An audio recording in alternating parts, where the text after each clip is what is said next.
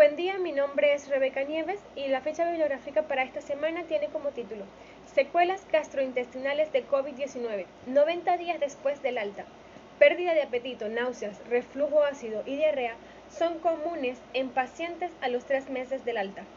Está tomado de la página médica Intramed, sección COVID-19, y está dado por los autores Jingron Wen, Winch Lee y otros autores, publicado el 15 de marzo del presente año.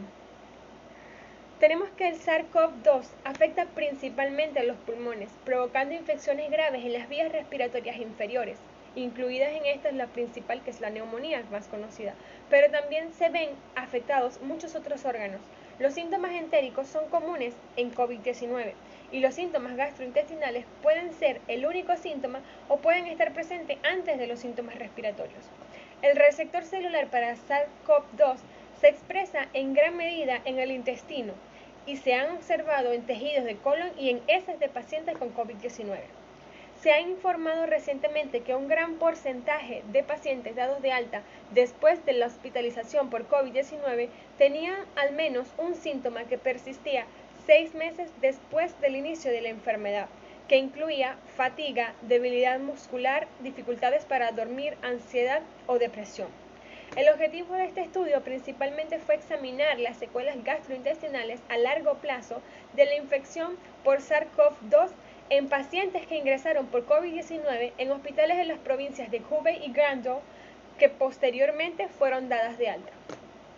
La metodología en este estudio fue un estudio retrospectivo que tuvo varias limitaciones, principalmente por falta de datos para varias pruebas bioquímicas relacionadas, así como falta de datos en gran porcentaje de los pacientes dados de alta, así como la confianza de que el paciente recordara con exactitud los síntomas durante el seguimiento. El estudio fue realizado entre el 16 de enero y el 7 de marzo del 2020. El área de estudio fueron provincias de Hubei y Guangdong en China y el universo fueron 12 hospitales de la región. La muestra estuvo constituida por 117 pacientes de COVID-19 que habían sido dados de alta y que contemplaron o completaron una visita de retorno un mes después del alta y una entrevista telefónica 90 días después del alta. Entre los resultados obtenidos tenemos que los síntomas más frecuentes al ingreso hospitalario fueron fiebre en un 79% de los pacientes, 69%, tos en un 66% de los pacientes y disnea en un 17% de los pacientes.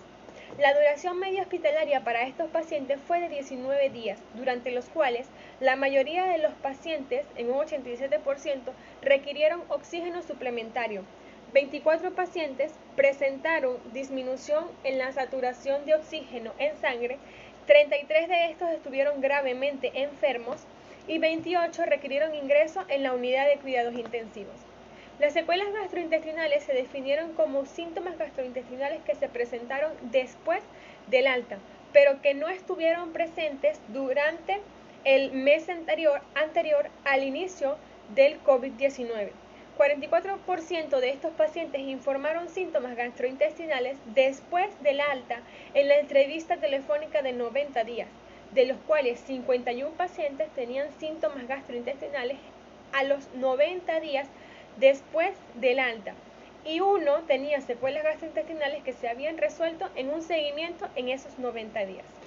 Las secuelas gastrointestinales más frecuentes en estos pacientes fueron pérdida de apetito, náuseas, reflujo ácido y diarrea. Las secuelas gastrointestinales menos frecuentes incluyeron distensión abdominal, eructos, vómitos, dolor abdominal y heces con sangre. Los resultados de los análisis de examen de sangre al ingreso mostraron que el recuento de leucocitos, el recuento de neutrófilos y las concentraciones de procalcitonina fueron mayores en los pacientes con secuelas gastrointestinales a los 90 días, aunque los valores en ambos grupos se encontraban en el rango normal. Los pacientes con secuelas gastrointestinales a los 90 días fueron tratados con mayor frecuencia con inhibidores de la bomba de protones y corticosteroides y fueron tratados con menor frecuencia con nutrición enteral que los pacientes sin tales secuelas. Tenemos que Entre otros resultados, las secuelas gastrointestinales que incluyeron pérdida de apetito, náuseas, reflujo ácido y diarrea son comunes en estos pacientes a los 3 meses del alta de la hospitalización por COVID-19. Estos síntomas persistieron y tenían implicación importante para el manejo adecuado de los pacientes y los recursos sanitarios.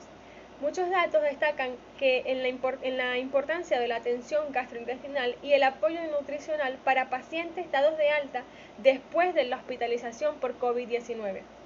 Se encontró que la disminución de la saturación de oxígeno en sangre, un síntoma estrechamente relacionado con la neumonía grave, se asocia con secuelas gastrointestinales. Esta asociación podría implicar que la hipoxia media en las lesiones multiorgánicas que se observan con frecuencia en COVID-19. Es importante señalar que la hipoxia no solo ocurre en pacientes con COVID-19 con disnea, sino también en muchos pacientes sin disnea.